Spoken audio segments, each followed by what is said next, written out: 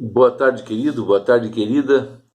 Meu irmão, minha irmã, mais uma vez nós estamos trazendo para você, nesse dia, a reflexão que temos trazido diariamente para ajudar a romper este período de isolamento e passarmos fazendo aquilo que é interessante, que é meditar na palavra de Deus. Orarmos, meditarmos, cantarmos. E, como sempre, nós vamos abrir o nosso período, né, a nossa reflexão, ouvindo a, a igreja, a primeira igreja batista do Rio de Janeiro, a congregação cantando o hino 436 do cantor cristão, o hino Dai-nos Luz, pastor João Soares Fonseca, meu amigo ministro de música Eduardo Transcoveski, regendo a orquestra e a igreja cantando. Vamos cantar juntos?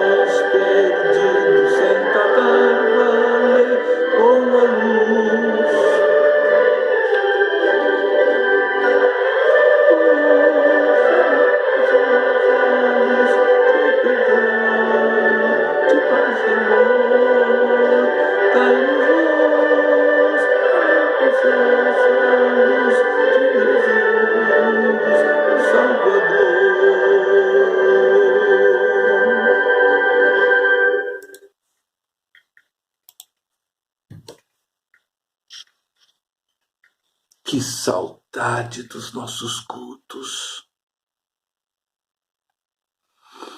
A nossa igreja não é tão grande como a primeira, a Vila Pinheiro, mas canta muito. Cantamos muito bem. A história registra um fato interessante que no dia 8 de setembro do ano de 70, não 1970, anos 70, as tropas do general e futuro imperador romano Titus Flávio elas tomaram a cidade de Jerusalém em cumprimento àquilo que Jesus Cristo havia dito sobre ela, que está registrado nos evangelhos de Mateus 24, Marcos capítulo 13, Lucas capítulo 21. Elas relatam essa previsão de Jesus, né, essa profecia de Jesus, em que ele disse que, mostrando ao povo, ele disse: vês tudo isso? Todas essas grandes construções, que era o templo, era majestoso. Aí ele diz: em verdade vos digo, dias virão em que não ficará pedra sobre pedra que não seja derribada. E quanto ao historiador, o Flávio Joséfo, logo no início do cristianismo, que o general Titus, quando entrou no templo de Jerusalém, ele entrou e quis verificar em loco o lugar santíssimo. Foi o primeiro local que ele quis entrar, porque ele esperava encontrar lá dentro algum tipo de imagem, alguma coisa palpável que justificasse motivos para a fé, a tamanha fé dos judeus. Mas a sua procura foi em vão. Ele encontrou apenas a Arca da Aliança com o rolo manuscrito dos 10 mandamentos de Deus. Ele não entendia, ele saiu de lá sem entender como é que um povo pudesse adorar e prestar culto a algo, a alguém que não se via, não se podia apalpar. O general com certeza não conheceu o texto de Hebreus, capítulo 11, versículo 1, que é a base da nossa reflexão breve desta tarde, que diz: ora, a fé é a certeza daquilo que esperamos e a prova das coisas que não vemos. Mas ainda que ele conhecesse, ainda que o general Tito conhecesse tal trecho da palavra de Deus, possivelmente ele iria achar uma loucura ainda a fé daquele povo. É por aí.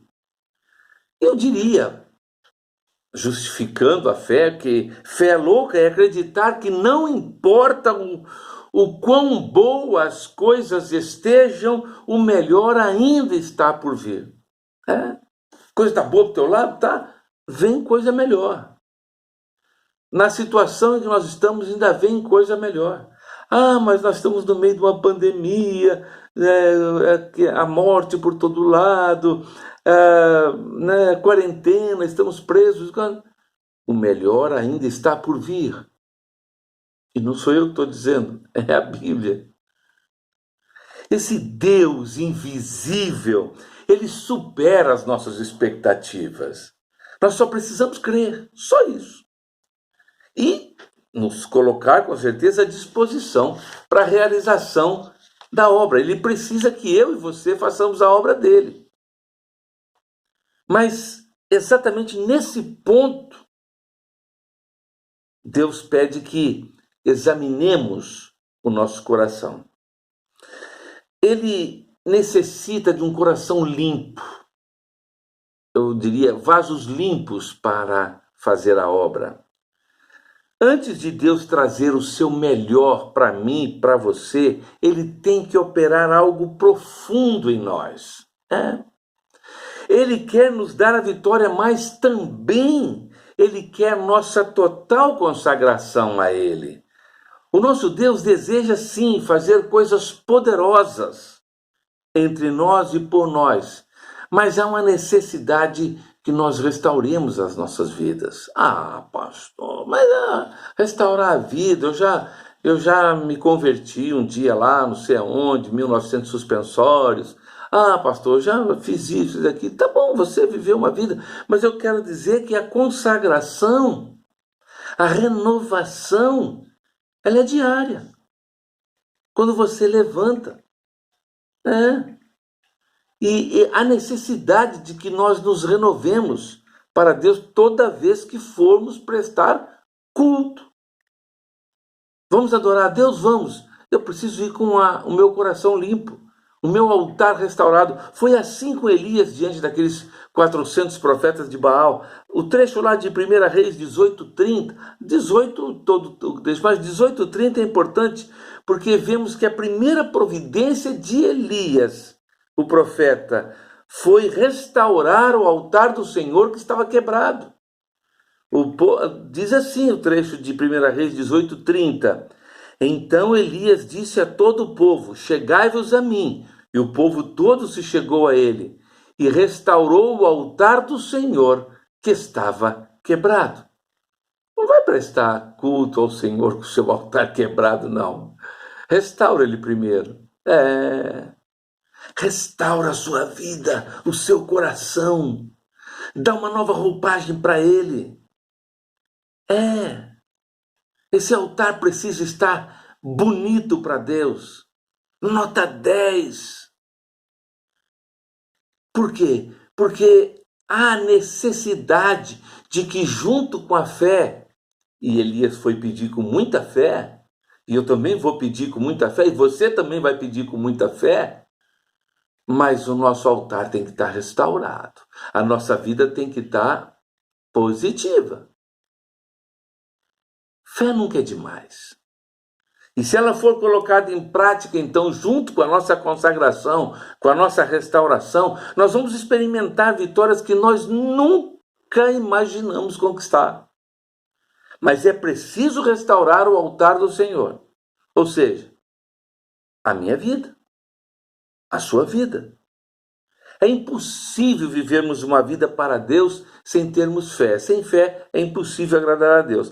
A fé é o combustível, eu diria isso, é o combustível da vida cristã. É por isso que é um dos temas centrais do cristianismo, a fé. Em determinados segmentos religiosos você não precisa ter fé. É só cumprir algumas exigências e tudo está certo, né? Principalmente aquelas filosóficas. Quem tem fé e fé verdadeira em Deus não é abalado pelas circunstâncias da vida, coronavírus, tragédias, rompimento de barragem, Brumadinho, tsunami não sei aonde, furacão não sei aonde. Porque essas circunstâncias da vida nós sabemos que, mesmo nos momentos de maior luta da nossa vida, o Senhor é fiel. As suas promessas nunca são quebradas. Ele não falha conosco. E a boa notícia que eu tenho para deixar para você é que a fé é um elemento concentrado, extremamente poderoso. Eu digo para você, um pouco de fé pode mudar a situação mais complicada que você esteja atravessando. A Bíblia conta a história de vários homens, mulheres de fé que fizeram a diferença no seu tempo.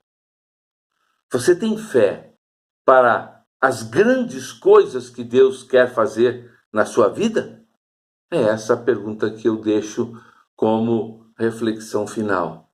Como é que está a sua fé para as grandes coisas que Deus quer fazer na sua vida?